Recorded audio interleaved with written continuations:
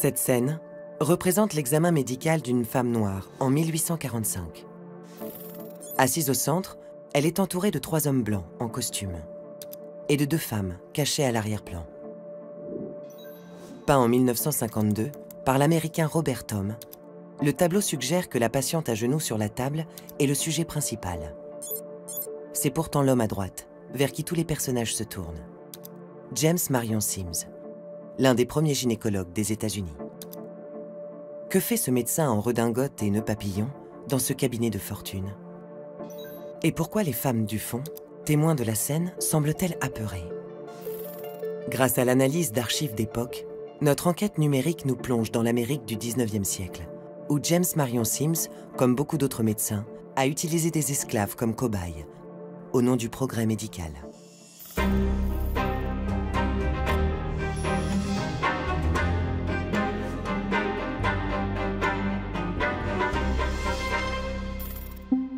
Conservé au musée de l'Université du Michigan aux États-Unis, le tableau fait partie d'une collection sur les grands moments de la médecine. Vaccin contre la rage, invention du stéthoscope, découverte des antibiotiques. La série met en lumière l'histoire du progrès médical, de l'Égypte ancienne au XXe siècle. D'après la notice de notre tableau, James Marion Sims est décrit comme le père de la gynécologie.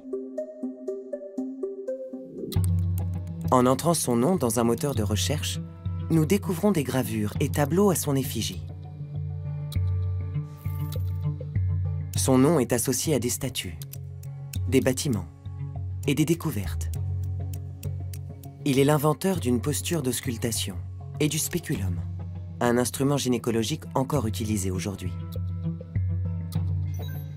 L'outil est d'ailleurs présent sur le tableau de Robert Thom. Mais qui est la femme qu'il s'apprête à examiner? La notice indique que c'est une esclave prénommée Lucie. La scène se déroule en 1845 à Montgomery, en Alabama, un État esclavagiste du sud-est des États-Unis. Pour en savoir plus, nous nous rendons sur le site de la Bibliothèque nationale du Congrès, où se trouve l'autobiographie de Sims. Lucie y est citée à de nombreuses reprises. Esclave de Tom Zimmerman, un planteur du comté de Macon, elle est présentée à Sims en 1845.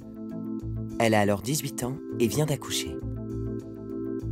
Comme beaucoup d'autres esclaves, elle souffre de fistules vésico-vaginales, une déchirure située entre la vessie et les parois du vagin. Considérée à l'époque comme incurable, cette pathologie se forme lors d'accouchements compliqués ou répétitifs. Et justement, à cette période, la question des naissances est cruciale pour le système esclavagiste. Sous la pression des abolitionnistes, un décret datant de 1806 interdit l'importation d'esclaves aux États-Unis, mettant fin au commerce triangulaire.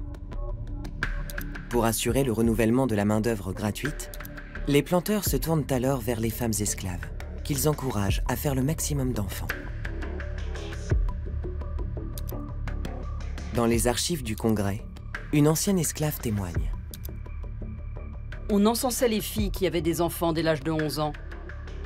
Et il fallait en faire des enfants pour les Blancs si on ne voulait pas être vendu. Soumis à de nombreuses grossesses, les corps des femmes esclaves sont usés. Sims voit alors dans la gynécologie l'opportunité de se faire un nom. Lucie sera sa première patiente. Dans son autobiographie, il raconte: Cette opération, qui a eu lieu en décembre 1845, marque le début d'une longue série d'expérimentations.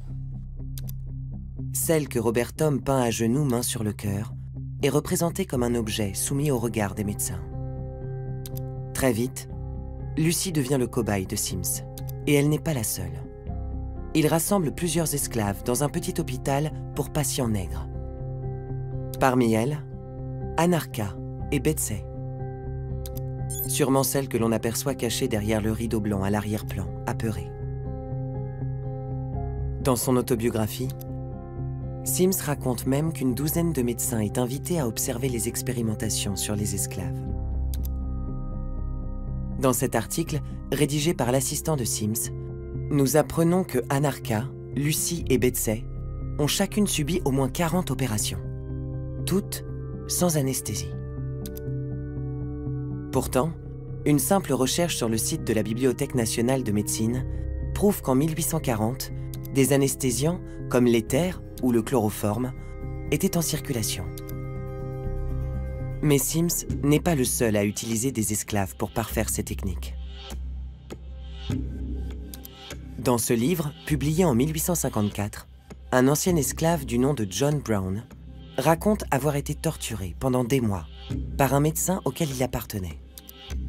Dans cet extrait, il détaille les sévices qu'il a subis.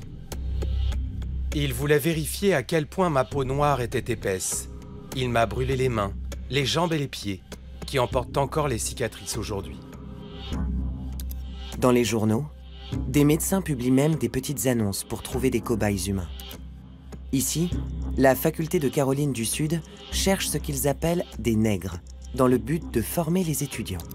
À l'époque, les corps des esclaves sont considérés comme un bien au service du corps médical. D'après cet article, on comprend que Sims a mené ses expériences pendant 4 ans.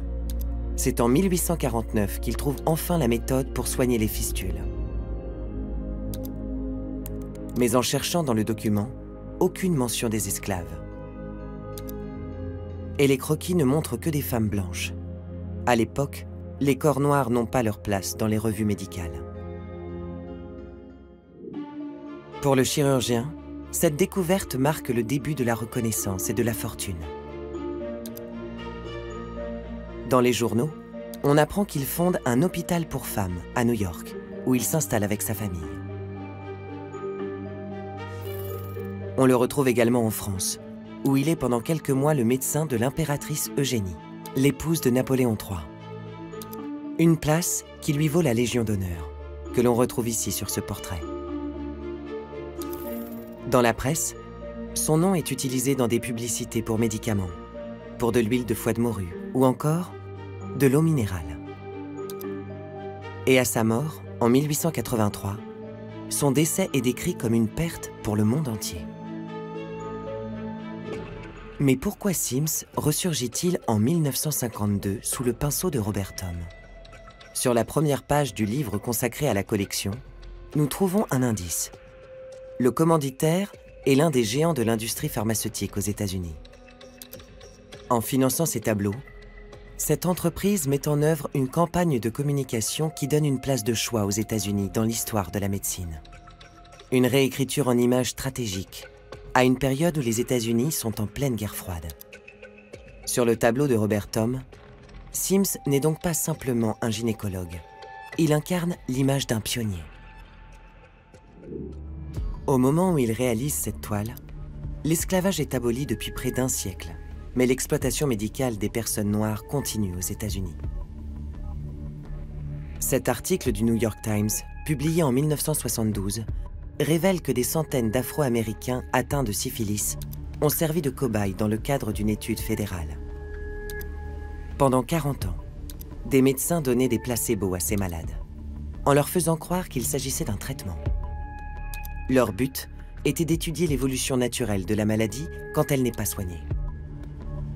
L'expérience coûtera la vie à 128 personnes, et il faudra attendre 25 ans pour qu'un président américain, Bill Clinton, présente ses excuses. We can look at you in the eye and finally say, on behalf of the American people, what the United States government did was shameful, and I am sorry.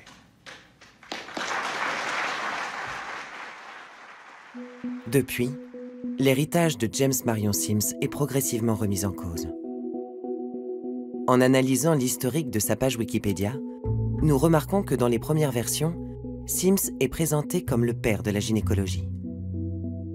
Ce n'est qu'à partir de 2023 que ces expérimentations sur les esclaves apparaissent en premier.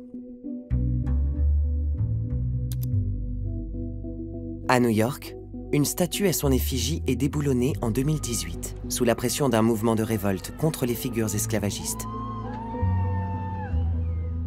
Mais ailleurs, d'autres statues restent en place, comme ici, en Alabama, là où Sims a opéré Lucy. En intégrant les esclaves sur sa toile, Robert Thom les a finalement fait entrer dans l'histoire. Celle de milliers de personnes exploitées et torturées, au nom du progrès médical.